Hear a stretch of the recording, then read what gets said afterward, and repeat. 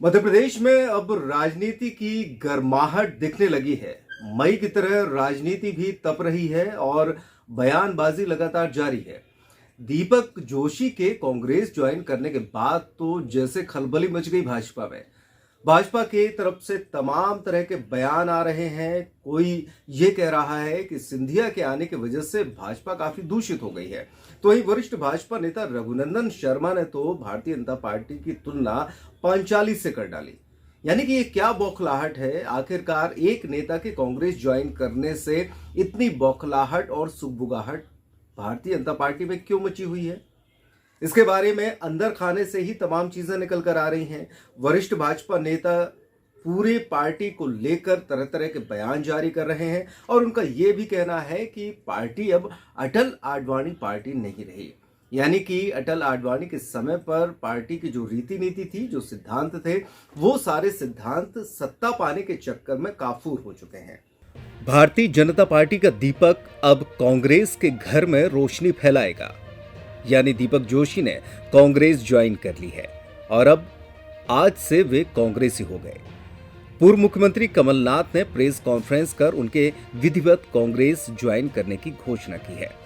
आज के इस ऐतिहासिक दिन में मैं दीपक जोशी जी को स्वागत करता हूं और कुछ बोलने के पहले मैं उनसे निवेदन करता हूं कि यह भी आप सबको संबोधित करें। इस निर्णय से जहां भाजपा के अंदर खाने में चल रही गुटबाजी उजागर हुई, तो वहीं इसे भाजपा द्वारा सिंधिया गुट को तोड़कर सरकार बनाने के बदले एक पहला कदम बताया जा रहा है कि मैं उस पिच का खिलाड़ी हूं जिसपे शिवराज जी रहे और शिवराज जी जीरो थे, मैं हीरो हूं। शिवराज जी कुछ नहीं थे उस कॉलेज में, एक आप पता कर लो। मैं उस कॉलेज का अध्यक्ष था। अगर शिवराज सिंह चौहान से आप पूछोगे कि शिवराज जी आप जिस कॉलेज में पढ़े उस कॉलेज का प्रेसिडेंट कौन था, तो शिवराज जी को कहना पड़ेगा दीपक जोशी।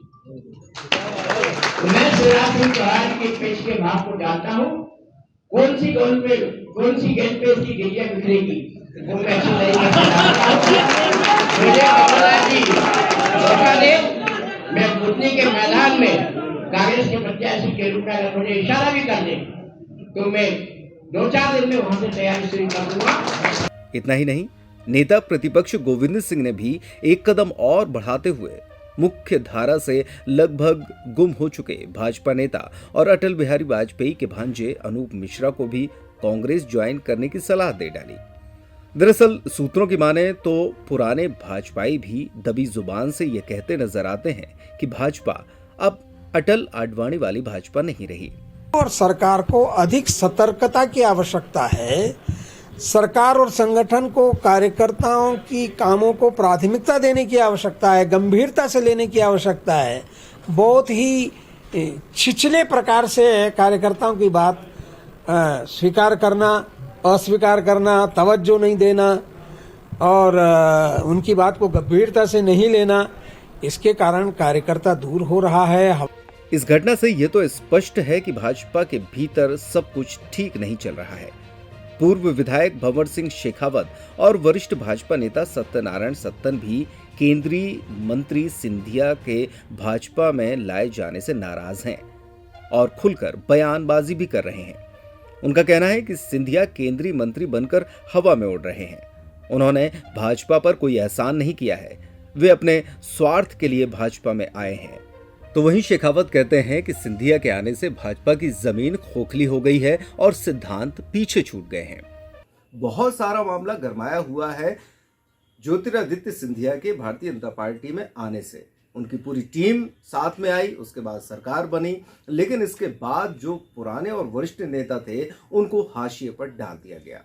अब इस मामले में देखना यह होगा कि मुख्यमंत्री शिवराज सिंह चौहान इस डैमेज को किस तरीके से कंट्रोल करते हैं या फिर केंद्रीय स्तर से राजनीति का अगला कदम क्या होगा।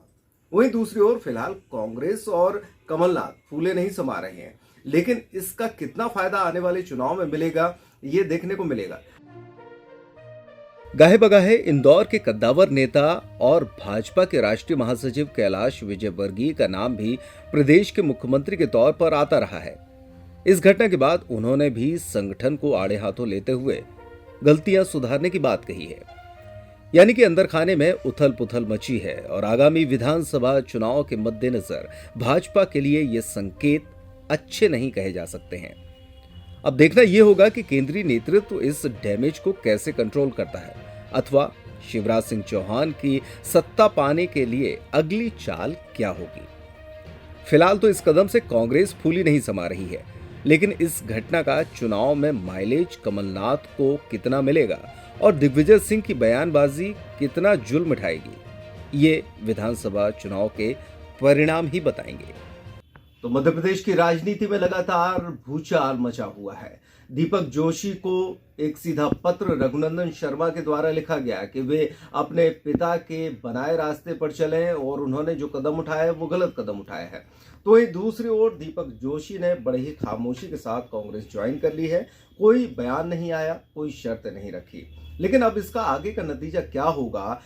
नवंबर में संभवतः विधानसभा के चुनाव होंगे और उस विधानसभा के चुनाव के बीच में अभी कितनी उथल पुथल देखने को मिलेगी, ये तो आने वाला वक्त ही बताएगा। इस रिपोर्ट में फिलहाल इतना ही। नमस्कार।